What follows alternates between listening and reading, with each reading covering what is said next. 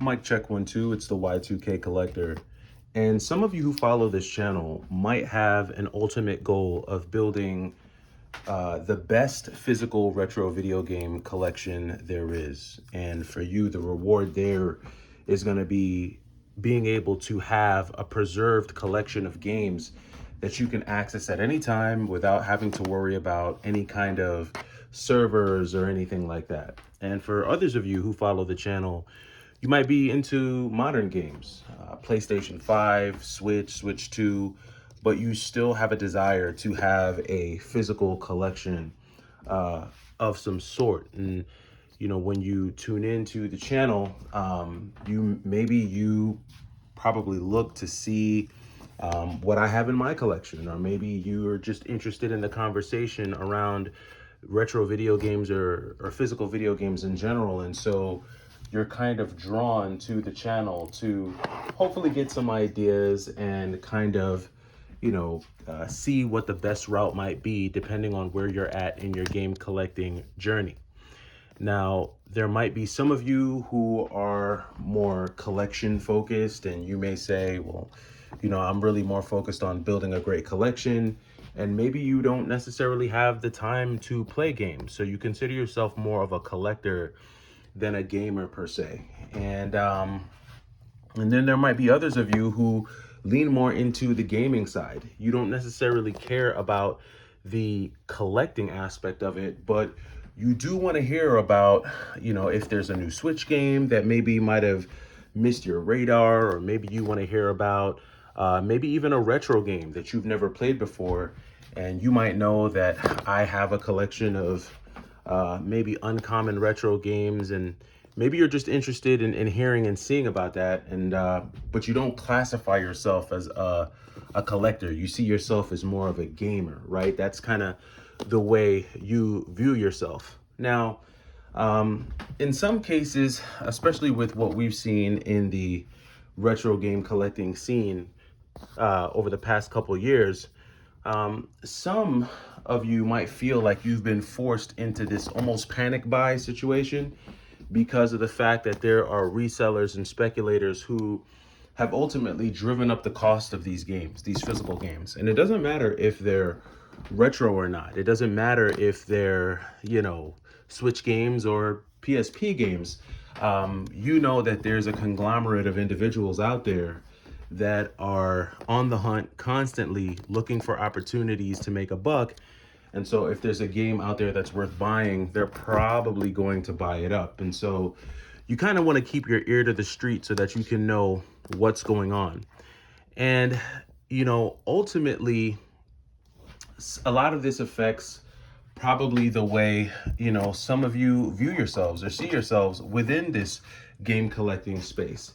Because believe it or not, there is community in retro game collecting and video game collecting in general. We have our own community. We have our own ecosystem. We have our own hierarchy, right? There's a lot of people in this community, especially on YouTube, that are very well regarded and well respected, and they get a lot of recognition. And then there are other people in the community that maybe we don't recognize as much, but it doesn't mean that they're not knowledgeable, and it doesn't mean that they're not as valuable to the community. They still offer a ton of value just in the insights that they provide and the stories that they share. But ultimately, this community is kind of what shapes us. It's kind of what, it gives us a little bit of our own voice when we start to think about, video game collecting and where we fall within the hobby.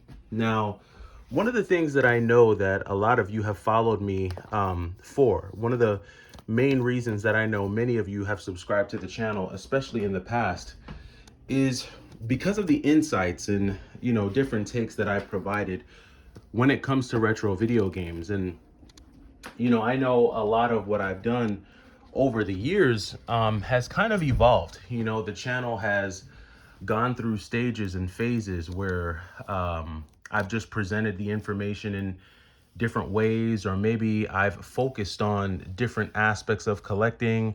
There might have been times where my content was more informational, and maybe I shared something with you at a time where you weren't aware. And because of the information, you were able to pick up a game, maybe for the cheap, or maybe you were able to add something to your collection. And I think for a lot of you, that's the value that you got out of following the Y2K collector. I think in large part, that's a big part of the reason why the channel has grown to what it's grown to. And it was that informational value that I think a lot of you got out of the channel. I think, though, there's another side of the coin where there's a group of you who just enjoy the fact that I can wax poetic about something as I guess in some ways unimportant when you think about the grand scheme of life. Like when you think about war and famine and and economy and stuff, video games aren't really high up on the hierarchy of needs. But I think some of you just like, the conversation, you like the thought, you like the introspective views, and that's why you come. And I think those are probably the two biggest reasons why the folks who have subscribed to the channel and stayed here, I think that's why you're here. And I could be wrong, but you guys can let me know in the comments. I'd be interested to know why you're here. But in the past 5 years, the channel has hit an inflection point over the past 5 years, a point where things change and the channel it takes on a different tone, or maybe goes in a little bit of a different direction than where it's been. And each time, we've grown. New people have joined the Y2K crew, and it's been a journey. And for that, I say thank you. And I think on this Thanksgiving Day, with my camera lens that just won't stay in focus, and this is a big part of the reason why I'm getting a new phone here, so that I can avoid these focus issues. You guys have stayed with me all the way to the point where my phone died, right? And now I'm getting a new phone. I've been, for the last 5 years, I think I've been working on an iPhone 12. I don't know how long I've had this iPhone 12, but that's what I'm recording on. And I have to have had this phone for at least the last 2 or 3 years. So, and that's what I've been recording on for the last at least 3 years. I used to record on an actual video camera, but then we hit an inflection point in the channel, and I started shooting videos on my phone. And it's really kind of been this phone method for the last 2 years, maybe, or so. And a lot of you have said, man, Y2K, I actually enjoy this. I enjoy this non-edited, raw, style. But, and I appreciate that. I thank you all for kind of hanging out. But here we are, coming to the end of 2025, and I'm getting a new phone, right? So hopefully we don't have these kind of focus issues that I'm having right now. But I'm getting a new phone, and I feel like this new phone represents another inflection point in the channel. Because, getting a new iPhone, I'm getting the iPhone 17 Pro, so yay to me. But I plan on using this phone, this upgraded technology, to kind of take the channel, not in a different direction, but to kind of revisit the two main things that I think provide you, the viewer, the most value, which is informational value with regards to collecting, the physical video game market, new games that are available, what games you should look out for depending on the niche that you're really interested in, and just that live, in-person, very humanistic type of touch, right? And I'm gonna hang on to that humanistic word, because you're gonna see some irony when I as we continue this conversation. But I think a lot of you like that whole after school, I'm hanging at my friend's house feel of the channel. And those are the three things that, as we're at this inflection point in the channel, that I really want to lean into, which is the informational value that you get out of the channel, the relational value, like the conversation, the more introspective conversations that we have, that sometimes may not even necessarily be directly related to collecting. Sometimes they just might be collecting adjacent. Sometimes they might be video game adjacent topics that we may broach just for the sake of having the conversation. And I think there's a lot of you that appreciate that. But with me being at this inflection point in the channel, I do think that there are going to be some things that will need to change, and some things that will improve, and some things that will be experiments, right? And like any change, there's always growing pains. Any change, there's always things that people just aren't used to, that maybe they might be happy about, things that they're not used to that maybe they may not be happy about. But over the next 2 to 3 months, you will see some things change on the channel. And I'm not going to get into the details because I don't want to set too many expectations, but you will see some things that are going to be like, oh wow, Y2K, I didn't know you did this, or I didn't know you were planning to do that. And just be ready. Just be ready for some changes.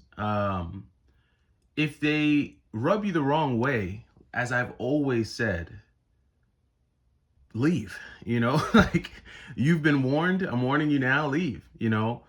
I've been toying around with AI, AI avatars, AI video, because as most of you know, I've been primarily a faceless channel. But I did say, let me toy around with some of this AI stuff. I think it's kind of interesting. And I know AI is a very polarizing, just even saying artificial intelligence is extremely polarizing. It either really excites you and interests you, or it really turns you off and it really makes you upset.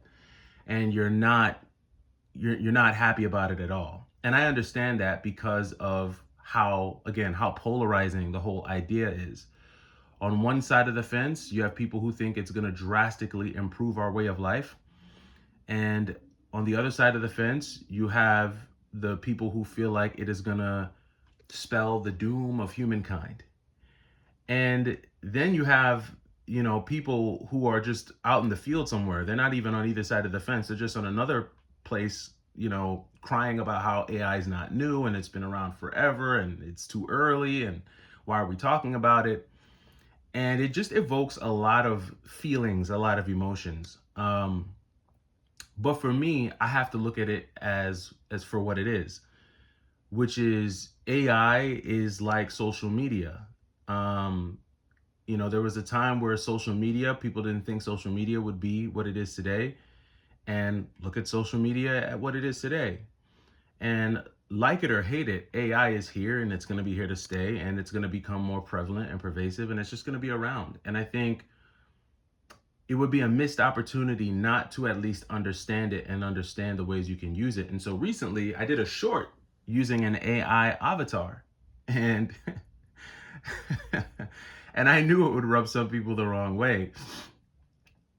And I'm just going to say it again. That's part of me experimenting, because as I said earlier, I'm at an inflection point in the channel where I'm going to be doing some experimenting. We're going to be trying different things. And some of these things you're really going to like, and some of these things you may not like. But I think the piece is that if you've been following the channel for a while, I think the parts that most of you will like are the things that I'm leaning into, that I think a lot of you are here for, which is the relevant and pertinent information, and then also the community, the introspection, the conversation that I think a lot of you enjoy. And whether you enjoy it on your morning ride to work, or you enjoy it on your ride home from work, whether you enjoy it on your lunch break, before you go to bed, sitting on the toilet, wherever you enjoy it, so on some level somewhere, there's a percentage of you that enjoy it. And so, like I said, experimentation will be had. So if you're a person who hates change and you want things a certain way, and you get all in your feelings because someone didn't make a video just how you like it, then get ready to be in your feelings. And if you don't like it and you're gonna leave, just leave. It always cracks me up, the people who have to announce their exit. Like, okay, Y2K, I'm leaving. Like, what do you expect me to do when you say that? Like, you think I'm gonna like comment and with a crying emoji, like, please, no, don't leave. Like, no, if you're gonna leave, just leave. People who announce their departure are corny to me. Just leave. Just leave. And I think you'll be happier. The rest of us who stay will be happier because we won't have to hear your belly aching. We won't have to hear your whining and your complaining and this attitude that you think all of YouTube is meant and built to serve you and your interests and what you want. The nerve of some people. But I'm not going to go down that rabbit hole. All I'm going to say is here on this Thanksgiving is thank you to the over 8,000 of you who have stayed with me through this journey and who have stuck around, even in the times where, maybe the content didn't specifically apply to you, but you hung around for the videos that would apply to you. And so I think, like I said, right now we are at an inflection point, which is really interesting for the channel. And I think you're going to see some changes. I've got some new gear, a new phone. I'm getting a new mic. And I'm excited about some of the stuff that's going to be happening. And I think you guys will be excited too. So with that being said, happy Thanksgiving to all of you. Hopefully you enjoy the time with your family, and I'll catch you in the next one. It's the Y2K Collector. Take it easy.